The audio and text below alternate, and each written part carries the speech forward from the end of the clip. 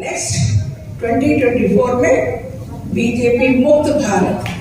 तो ऐसे लोगों को 2024 में उठा के पटक देना है। ऐसी सत्ता वाली पार्टी को जवाब देना है, क्योंकि हमारे वोट का अधिकार हमें सही तरीके से इस्तेमाल करना है। जिससे ऑपोजिशन इकट्ठे आए, अपना अपना ईगो, सेल्फ इंटरेस्ट को बाजू करो, एक अच्छा व्यक्ति का फेस दो, तब जाके लोग बीजेपी को हरा सकती है। Thank you. नमस्कार, मैं सबसे पहले मंच पे उपस्थित मेरी सम्मानित बहनें यहाँ पर मौजूद हैं और उनसे पहले मैं राहुल डब्बारे सर का बहुत बहुत शुक्रिया अदा करना चाहूँगी, जिन्होंने मुझे मुंबई से यहाँ बुलाया और 2 मिनट बोलने का मौका दिया, खास करके महिलाओं को लेकर। एक यहाँ पे जो उन्होंने अधिवेशन रखे हैं यहाँ पे जी, बहुत ही तारीफ काबिल है कि जो सरकार सोई हुई है उसको जगाने का काम यहाँ पे रखा है संविधान क्लब में, क्योंकि हमें संविधान को लेके चलना है। ये मेरी बहनें जो बड़े अभियान ने जो सारी बातें कही, बहुत जुल्म हुए हैं हम अल्पसंख्यक समाज पे, तो आप ये बहनें उठी है अल्पसंख्यक समाज की, आप जुल्म नहीं सहेंगे कि जो हो गया बिल्किस बानो पे, आसिफा पे, बहुत सी बहनें जुल्म झेलती गई है, लेकिन इंशाअल्लाह आने वाले समय में अल्पसंख्यक समाज की बहनें भी आगे आएंगी। अब वो डरेंगी नहीं, घबराएंगी नहीं, संविधान को लेकर चलेंगी और अपने हक के लिए लड़ेंगी। आप हमें किसी से भीख नहीं मांगना। और हाँ, रही सियासत की बात, तो सियासत करेंगे, जरूर करेंगे, महिलाएं आगे करके सियासत करेंगे, क्योंकि महिलाओं के साथ सियासत हो रही है। तो अब महिलाएं किसी की सियासत में नहीं आएंगी, कुछ सियासत में कदम बढ़ाएंगी और अपने हक को संविधान के नाते लेती रहेंगी, क्योंकि बहुत हो चुका, बहुत हमने भीख मांग ली कि हमें संविधान का हमारे हक है वो हमें दो, हमें मूलभूत हमें अधिकार मिलना चाहिए। तो हमें अधिकार मिलते नहीं, हम दूसरों को रहबर बनाते हैं, रहबर तो बन जाते हैं, सीट की गर्मी से हम सबको भूल जाते हैं। तो ऐसे लोगों को 2024 में उठा के पटक देना है। ऐसी सत्ता वाली पार्टी को जवाब देना है, क्योंकि हमारे वोट का अधिकार हमें सही तरीके से इस्तेमाल करना है, क्योंकि अल्पसंख्यक समाज अभी गुपचुप नहीं रहेगा।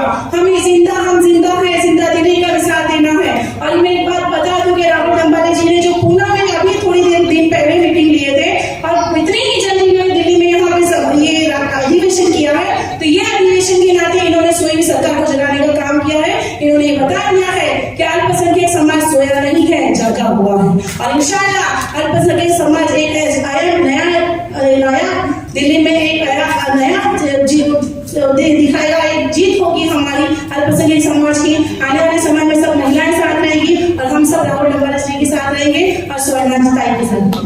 बर्थ हम सब पॉलिटिशियन है हिंदुस्तान के अंदर, इसलिए क्या हम वोट देते हैं, वोट देने पॉलिटिक्स के साथ लिंक है ना, वोट देना पॉलिटिक्स तो है। तो बाय बर्थ हम सब पॉलिटिशियन है। तो आज पॉलिटिकल स्पीच भी हुई, सोशल भी हुई, बहुत सी हुई, बस एक नारा देना चाहती हूँ, वो नारा लेके हम सबको जाना है। नेक्स्ट 2024 में बीजेपी मुक्त भारत। बर्थ हम सब पॉलिटिशियन है हिंदुस्तान के अंदर, इसलिए क्या हम वोट देते हैं, वोट देने पॉलिटिक्स के साथ लिंक है ना, वोट देना पॉलिटिक्स तो है। तो बाय बर्थ हम सब पॉलिटिशियन है। तो आज पॉलिटिकल स्पीच भी हुई, सोशल भी हुई, बहुत सी हुई, बस एक नारा देना चाहती हूँ, वो नारा लेके हम सबको जाना है। नेक्स्ट 2024 में बीजेपी मुक्त भारत। Start with ourselves. ठीक है, coming to my point. I am Sister Anita. मैं दिल्ली की हूँ अभी कई 5 साल से। सिस्टर अनीता यानी क्या? एक नन, कैथोलिक नन, जो हम लोग घर संसार छोड़कर प्रभु की सेवा में आते हैं, लोगों की सेवा करने के लिए। इस औरत को आप जानते होंगे, मदर टेरेसा को कौन नहीं जानता, वो भी एक नन है। लेकिन क्या हो रहा था पता है आपको? उनकी एक सिस्टर कितने महीने या साल जेल में थी, सुना आपने?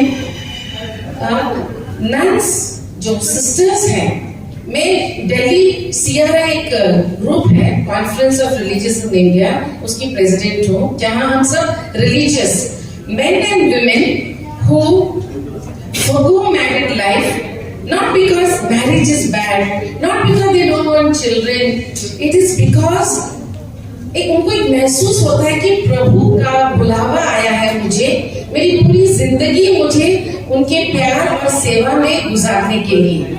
वो एक कॉन्शियस डिसीजन लेते हैं किसी की बलजबरी से वो नहीं आते हैं। तो हम लोग वो लोग हैं जो ये चॉइस करके प्रभु की सेवा में उतरते हैं। लेकिन अफसोस की बात है कि भारत में हमने देखा है कि कैसे सिस्टर्स लोग जो कॉन्वेंट स्कूल्स चलाती है, हेल्थ इंस्टीट्यूशंस चलाते हैं, उनको भी कितनी कठिनाइयों का सामना करना पड़ता है। जैसे कि आपने सुना होगा झांसी यूपी में रेलवे स्टेशन में एक सिस्टर को उतारा गया क्योंकि वो 4-5 लड़की लोगों को लेके कोई ट्रेनिंग के लिए जा रही थी। तो किसी को बजरंग दली वालों को लगा कि ये धर्मांतर करने को लेके जा रही है, उसको पुलिस स्टेशन लेके गए। मदर टेरेसा के सिस्टर्स को भी बहुत एक ब्लेम किया गया कि ये बच्चे लोग को बेचते हैं, क्योंकि उनका ऑर्फनेज था। लोग आते हैं ऑर्फन्स को लेके जाने के लिए, अडॉप्ट करने के लिए, लेकिन एक गलत इल्जाम था कि वो बेचते हैं और वो सिस्टर को बहुत टाइम जेल में घूमना पड़ा। ये साजिश है हम क्रिश्चियंस के खिलाफ, जैसे ऑलरेडी वक्ताओं ने बताया, सिर्फ परेशान करने के लिए। इट इज नॉट बिकॉज ऐसे तो कितने लोग गलत काम, कितने लोग कमर्शियलाइज करते हैं, वो लोग पकड़े नहीं जाते। ये जो गलतियां हुआ भी होगा, अगर रिकॉर्ड्स में कुछ गलती हो गई, एडमिनिस्ट्रेटिवली कुछ मिस्टेक हो गया, लेकिन ये इतना बड़ा पनिशमेंट मिल जाता है, ये सब देख के बहुत दुख होता है। और मुझे और एक बात कहना है, आजकल हम ये G20 बहुत सुनते हैं, देखते हैं हर जगह। G20 यानी क्या? भारत को उसका प्रेसिडेंसी दिया गया है। मुझे तो शर्म आती है, किसने प्रेसिडेंट बनाया हमको? G20 का प्रेसिडेंसी होना क्या हम रियली योग्य है, काबिल है? I don't think so. अगर आज की तारीख में जंतर मंतर में रोज कुछ ना कुछ विषय के ऊपर हमें लड़त झगड़ना पड़ता है, हमारे हकों के लिए झगड़ना पड़ता है। डेमोक्रेटिक इंडिया में लोगों को झगड़ना पड़ता है। अभी तक वो घूम रहा है, हाँ, अब वो बोल रहा है पॉक्सो को ही हम चेंज कर देंगे।